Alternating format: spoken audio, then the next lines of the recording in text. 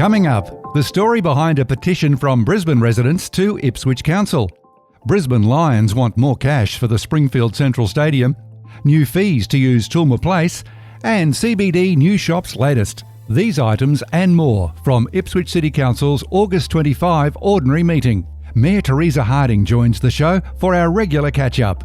It's Friday, August 26, 2022, and I'm Alan Roebuck. Welcome to Ipswich Today, which acknowledges the traditional custodians of the land on which it is produced and pays respects to elders past, present and emerging. This podcast is supported by Kinetics, people-powered web hosting trusted by Australian businesses since 1999. Thanks for talking with Ipswich Today, Mayor Harding. Oh, thank you very much for the opportunity. I really appreciate it. The council meeting this month had a petition in there at the beginning from Brisbane residents, which is a little bit unusual, I think. Will this petition get a sympathetic ear from council? Oh, any petition, I think, gets a sympathetic ear from council, but you're right, it was from outside of Ipswich, and we looked at our policies and procedures, and there was nothing to say that we only had to take ones from Ipswich. So it was coming from across the river, over in Moggill. Some residents are over there. They're opposite Australia Post there. So, so I think the petition will be looked at and reviewed as if they were from Ipswich. I've had a quick look online at what the petitioners had to say, and I may have missed a couple of other points, but one of the complaints appears to be related to construction rather than ongoing operations. And can council force property owners at Redbank Motorway Estate to erect sound barriers after the event? Well, council has been working with these residents for some time, and so have the landowners there. They're doing everything legal. Can I just say, within the conditions of the law, the people at the Motorway estate there are doing things legally there. We've had those compliance officers out there. What then can council do to help the people across the river in Brisbane? My encouragement to them is to sit down with their neighbours and have a good discussion. I understand that did happen last week, and there was a good discussion between the two neighbours, which is the best way for any neighbourhood dispute. The best thing is for them to get into a room together. Alan? I think one of the longest items discussed at the August meeting of council was the funding request from the AFL for the Springfield Central Stadium, which is also known as Brighton's home arena. In that 40 minutes, there was a lot of toing and froing. How much has council given to this project already? It's just over $20 million in total. It was originally going to be $15 million to match the state and the federal governments. They've both put in 15, but with some of the land works that we've done over the years, it adds up to be just over $20 million. Surprisingly, it's been 10 years since that first heads of agreement was signed, with the Brisbane Lions pleading their case for more money this time. What specifically are they after? Look, I think COVID's hit everyone. It's a great facility and we can't wait for it to come online. There were two asks. One was for council to go half and half with a traffic signal at Eden Station Drive, and that would cost about $437,000 to the ratepayers. And they also asked if their half be funded by a loan from council over 10 years. So that did cause a lot of discussion there. Their next ask was for $3 million towards childcare facilities and other things as well. And what did council eventually resolve? So eventually we agreed that to fund our half of the traffic lights there at Eden Station Drive. And we also agreed that we would consider, we'll speak to the Queensland Treasurer, but we'll consider providing that loan for the other half to Brisbane Lions. And as for the $3 million for the childcare centre and other facilities there was a lot of discussion. Certainly, I think the word consider was very much hinged on. So it did pass that council would consider providing that money, but also I personally voted against it, so did another councillor. But there was also discussion amongst councils that if it was definitely happening, that they wouldn't be voting for it. They just wanted to, not take anything off the table. I just want to highlight too that Brisbane Lions and AFL have also approached the state and the federal governments as well. So councils only receive 3% of all taxes. The state and the federal governments receive 97%. So I think it's time for the heavy lifting to happen at another level of government or somewhere else. Council is tremendously supportive of this project, and that's why we have provided over $20 million over the last few years, and it's going to be a real asset to have this elite sporting facility in our city. I just want to go off on a tangent, Mayor Harding, about place names. There's been a lot of controversy in the media recently when Westfield Garden City. They wanted to rename it Mount Gravatt, but it's actually in Upper Mount Gravatt. And in our own backyard, we're seeing more and more businesses using the word Springfield for their location in Springfield Central. USQ does the same thing. They say their campus is in Springfield, not Springfield Central. And Mirvac Orion's having a bet each way. Some parts on their website say Springfield, others Springfield Central. What can council do to force businesses to give their correct suburb name? Look, there's only so much we can do. We obviously have named that stadium Springfield Central Stadium. That is its gazetted name, a bit like Lang Park versus Suncorp Stadium. So I'm sure the ABC will be calling it out as Springfield Central Stadium. But for any other games, any commercial games, I'm sure they'll be calling it the Brighton Homes Arena. They have paid naming rights for that arena, so they are sponsoring them. And I guess we do everything that we can to be really quite clear, whether it's Springfield, Springfield Central, Springfield Lakes, Spring Mountain and all those areas, but I guess it's up to those businesses to do the right thing as well. Yeah, I just find it a little misleading when they say they're in Springfield, because that's kind of almost 2 suburbs away from Springfield Central. Anyway. That's right. That's right. And that's the generic. If you're not sure, just call it Greater Springfield. That's the generic name. It is the generic name. Not a gazetted name, by the way.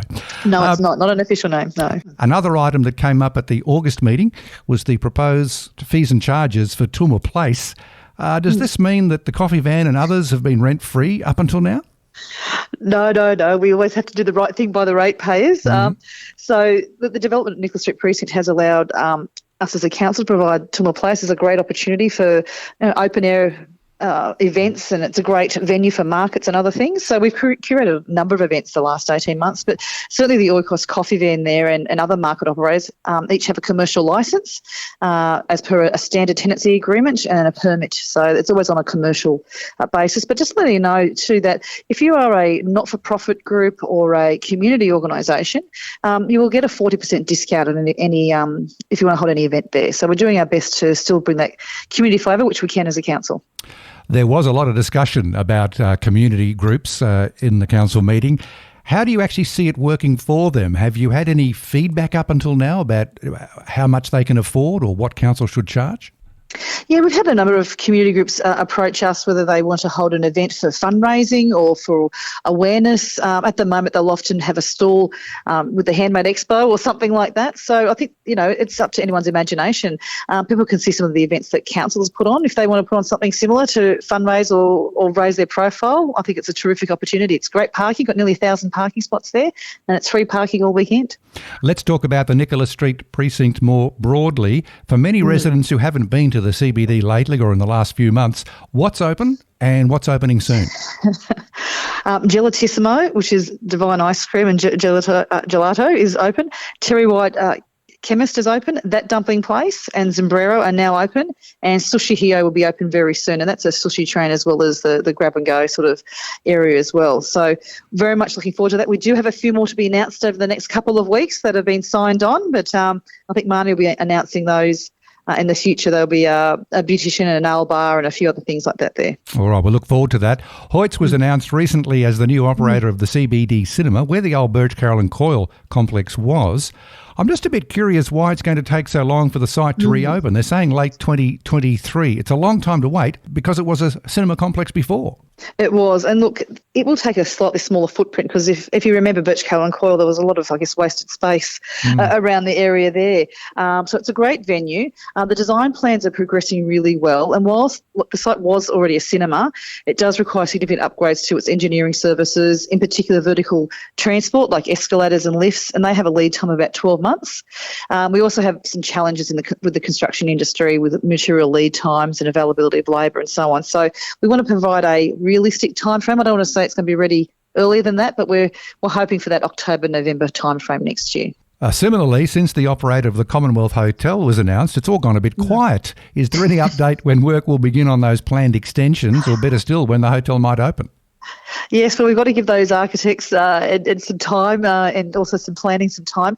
They'll be doing significant work there to extend out the back, so it's a huge piece of work. We've now put on Hutchison Builders. They've been awarded a variation to complete that renovation, and that'll be finished late next year as well. So the hoarding and fencing are expected to go up next month for that construction stage of the Commonwealth Hotel.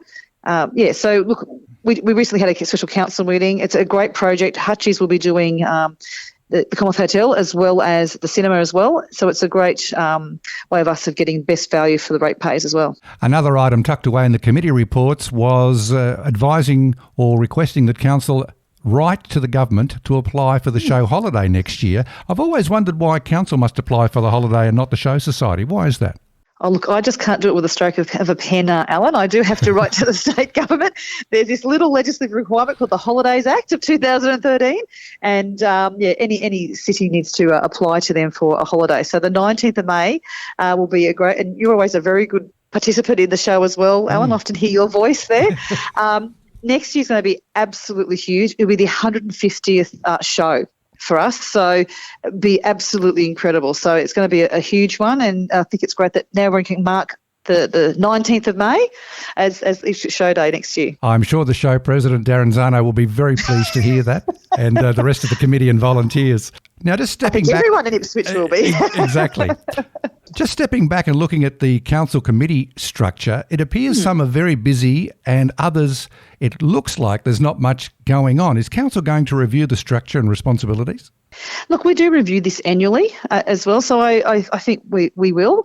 But some committees are busy and some might have, I think we had one committee that had nothing, but I think a couple of months back they had a ton of work in there as well. So, look, each committee is chaired, there's 6 committees and they all have a different chair, and it's very much up to them to lead their agenda. They're a bit like a portfolio, I guess, and you'll find that the councils are very passionate about their portfolios.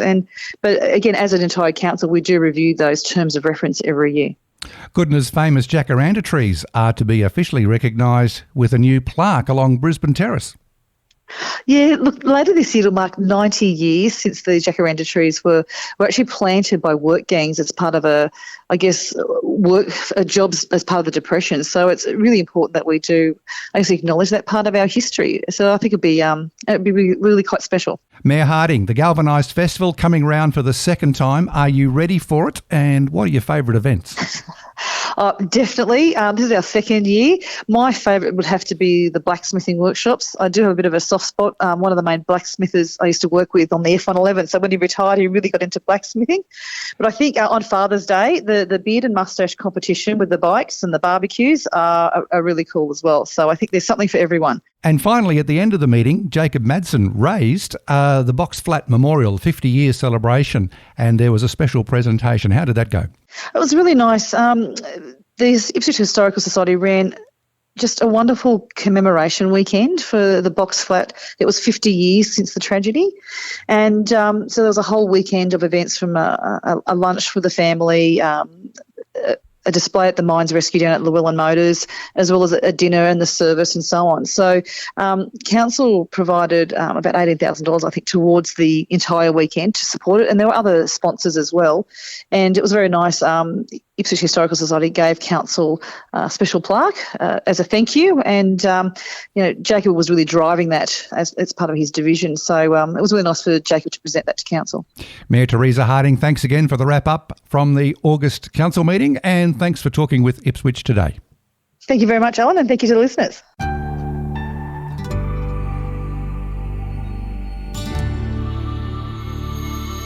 If you would like to hear more about Box Flat, search for the special podcast published July 16 or check the show notes for a handy link. And after 2.5 years of regular podcasts, Ipswich Today is taking a short production break and will return in late September. You'll find links in the show notes, including Ipswich City Council's YouTube channel, where you can watch meetings live or on demand. Ipswich Today is supported by Kinetics, people-powered web hosting trusted by Australian businesses since 1999. This podcast is also listener-supported. Please make a once-only gift or regular donation to help keep it online. Just go to ipswichtoday.com.au and click the donate button on the homepage to make a payment through PayPal. Follow and stream this podcast from your favourite app, including iHeartRadio and Amazon Music Podcasts, or play Ipswich Today from smart speakers. Music is supplied by Purple Planet Music. This is Alan Roebuck. Thank you for listening.